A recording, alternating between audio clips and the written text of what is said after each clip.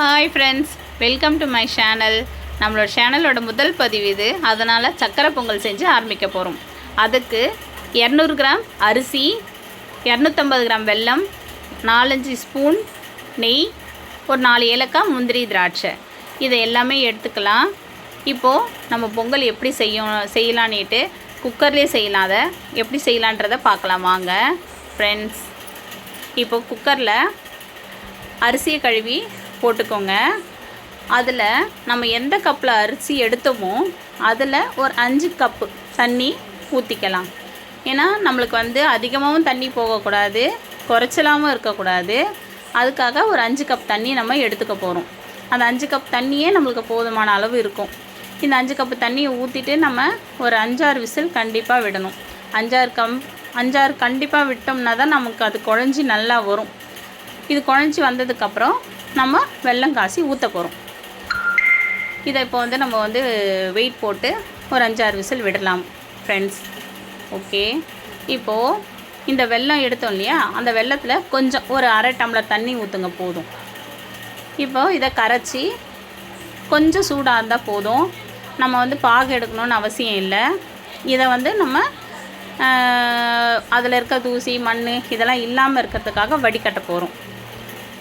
Next இதை வடிகட்டிக்கலாம் சூடானதுக்கப்புறம்.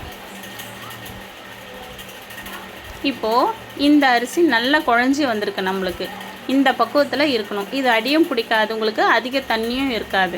இப்போது இந்த மாதிரி இருக்க பக்குவத்தில் நம்ம அந்த வெல்லம் தண்ணியை இருத்து ஊற்றிக்கலாம். அப்போது கரெக்டாக இருக்கும். நம்மளுக்கு இந்த கெட்டிலாம் இல்லாமல் கரெக்டாக இருக்கும். இப்போது அந்த கரைஞ்ச வெல்லம் தண்ணியை வடிகட்டிக்கலாம். இதில் இருக்கிற மண், தூசி எது இருந்தாலும் நம்மளுக்கு க்ளீனாக இதுலேயே இருந்துடும். நம்ம சுத்தமாக இருக்கும்ன்றது டவுட் வேண்டாம் இல்லையா, அதனால் நம்ம இப்படியே வடிகட்டிக்கலாம்.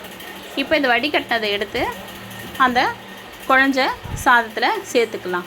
சேர்த்துட்டோம்னா பொங்கல் ரெடி ஆகிடும். இப்போது இது பாருங்கள். இப்போ இதை நான் ஊற்றி கலர போகிறேன். உங்களுக்கே தெரியும், கரெக்டாக இருக்கும். இந்த பக்குவம் ஃபுல்லாக மிக்ஸ் பண்ணி விட்டிங்கன்னா கரெக்டான ஒரு ஸ்ட்ரெச்சரில் நிற்கும். அதிகமாகவும் இருக்காது, கம்மியாகவும் இருக்காது. நல்லா கிண்டிக்கோங்க. அந்த கட்டி பக்குவம்லாம் இல்லாமல் நல்லா க்ளீனாக கலக்கி விட்டுருங்க. முதல்ல இது கலக்கினதுக்கப்புறமா தான் நம்ம தாளித்து கொட்ட போகிறோம். அடியிலெல்லாம் இருக்குது பார்த்திங்களா, இதெல்லாம் எல்லாம் சீராக எடுத்து விட்டுருங்க. சீராக எல்லாமே க்ளீனாக விட்டுருங்க. இப்போது இது நல்லா நம்ம கலரி விட்டுட்டோம். இப்போ பாருங்கள், எதுவுமே இல்லை.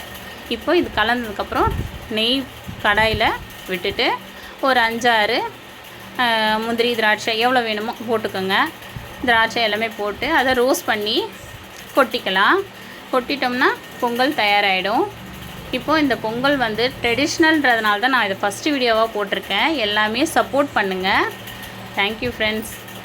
இப்போது இதை கொட்டிட்டு இதை ஃபுல்லாகவே கிண்டி விட்டுடலாம். கிண்டி விட்டுட்டு கொஞ்சம் ஏலக்காய் போட்டுக்கலாம். நீங்கள் 4 ஏலக்காவும் போட்டுக்கலாம், இல்லை ஒரு 2-3 ஏலக்காவும் போட்டுக்கலாம். உங்களுடைய ஃப்ளேவருக்கு ஏற்ற மாதிரி போட்டுக்கோங்க. இதுதான் ஃப்ரெண்ட்ஸ் நம்மளுடைய ட்ரெடிஷ்னல் பொங்கல். இப்போ இந்த பொங்கல் நீங்கள் எல்லோரும் செஞ்சு பார்த்து எப்படி இருக்குன்னு சொல்லி எனக்கு கமெண்ட்ஸ் கொடுங்க. ஓகே ஃப்ரெண்ட்ஸ், பாய். ஓகே ஃப்ரெண்ட்ஸ், லைக் பண்ணுங்கள், ஷேர் பண்ணுங்கள், சப்ஸ்கிரைப் பண்ணுங்கள்.